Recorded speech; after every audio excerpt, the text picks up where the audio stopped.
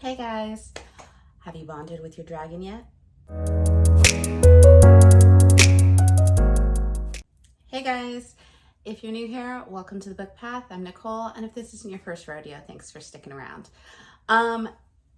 First week of Battleathon is done. For those of you that are not aware, Battleathon is a new bracket style reading challenge where you basically bond or choose a dragon team to participate in, and you compete against other dragon teams to see who is going to take the lead in battle. And there are 4 teams. There are the blue, the red, the black, and the green dragons. I myself am part of the green dragon team. Woo! We are the strategist of battle, and I don't know, it just seems only fair that, we should, maybe take the lead. But at last, we'll find out by the end of the month. The goal of how to score points is to read the books on your list, the books on your T.B.R, wherever, that you feel will get you the highest star rating. So this is the time to be reading all of your 5-star prediction books. However, that doesn't really happen until the start of week 2, where the brackets, your first bracket battle, gets assigned. During the first week, from the 1st through the 8th, we are spending time trying to bond with our dragons. That is the one prompt that you must do before any of the other books kind of count towards your bracket, or towards the bracket battles. And in order to do that, each team has a different prompt. For Team Green, it was to read kind of a dark academia setting book, or a book that is school setting learning. And for that, I ended up doing a reread of Zodiac Academy's The Awakening. This is the first book in the Zodiac Academy series. I did read this earlier this year, but I read it through ebook. And if you have been watching my channel, you'll know that for my birthday, I ended up getting the first 5 books. So I wanted to go ahead and reread them and just get back into it.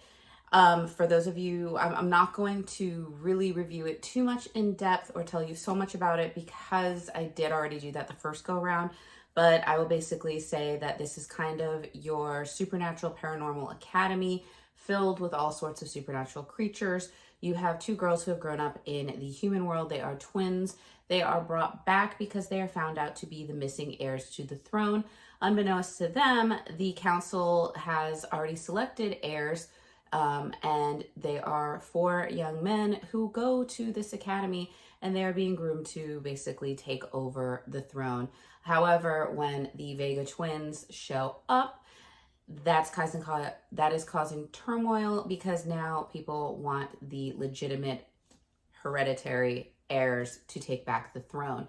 So there is a bit of a bully romance going on in here. When I say a bit, I mean a lot. So definitely make sure you check the trigger warnings on here.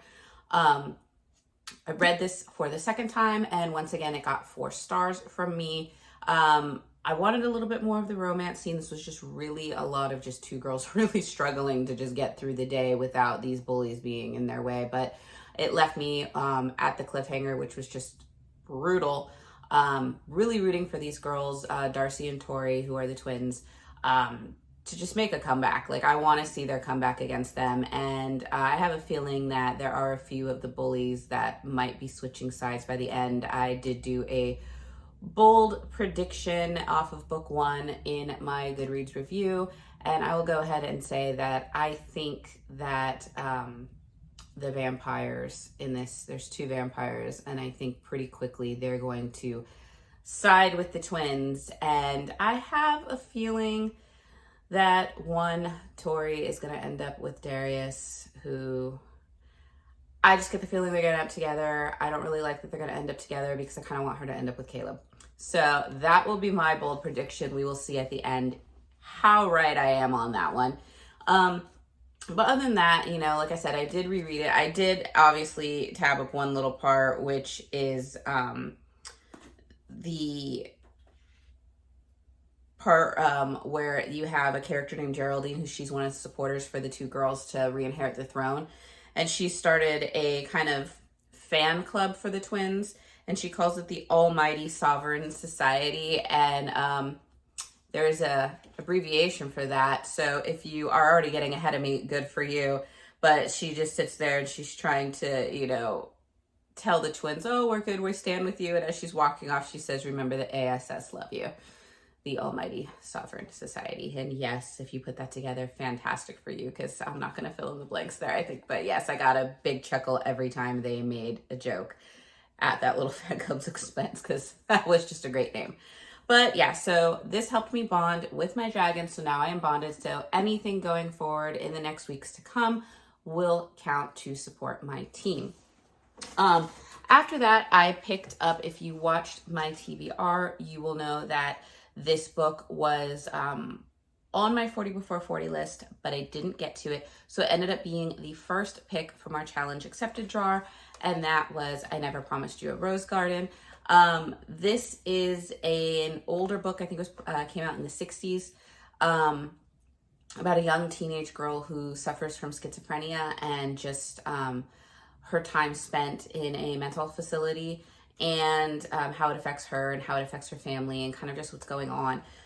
Even though it is such a thin book, it is taking me forever to get through because it is very dense and it's very heavy material. This is not a happy book. It has a lot of triggers, for things like patient brutality against each other's, brutality against the patients from hospital staff, obviously mental health issues. There are suicide attempts in here. There is kind of animosity within the family.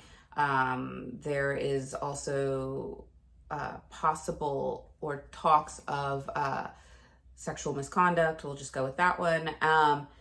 And it's just a lot. And when you're not working with that, you're working at, because this is supposed to be kind of post World War II-esque, there is still a lot of anti-Semitism within the US at this time, which was kind of, you know, not the greatest to read about. So I decided that I'm about halfway through the book. I don't want to DNF it. I do want to finish it. It's not a bad book. It's not the greatest. I'd say if I had to stop it and rate it right now, it'd probably be like low 3-star, maybe like high 2-star. We're going to see how it goes.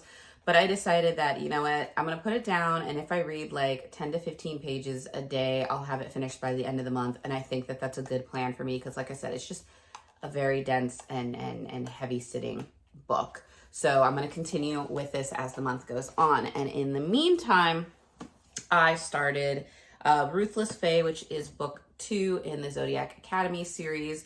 I'm only about, let's see, about 70 pages in. So this one will probably be my first count in the actual bracket style because I still have like that much to go. But I'm curious to get back and see if Darcy and Tori are able to exact vengeance, maybe get a little higher up. And what I'm finding interesting so far about this book is that the first one was told mostly from Darcy and Tori's perspectives, but this one, being a multi-POV as well, has started to include some of the male characters such as Caleb, Darius, and Orion. So if you watch my channel, you know that when it comes to multi-POV or multi-POV stories, especially with romance, I really love reading the guy's perspective in these things. Just, you know, because it's interesting. We don't always get that in real life. And so to see that in the relationship as it develops, it's kind of cute and it's fun. And so I do like seeing, you know, that alternate side to the story as you're reading. I think it's a lot of fun.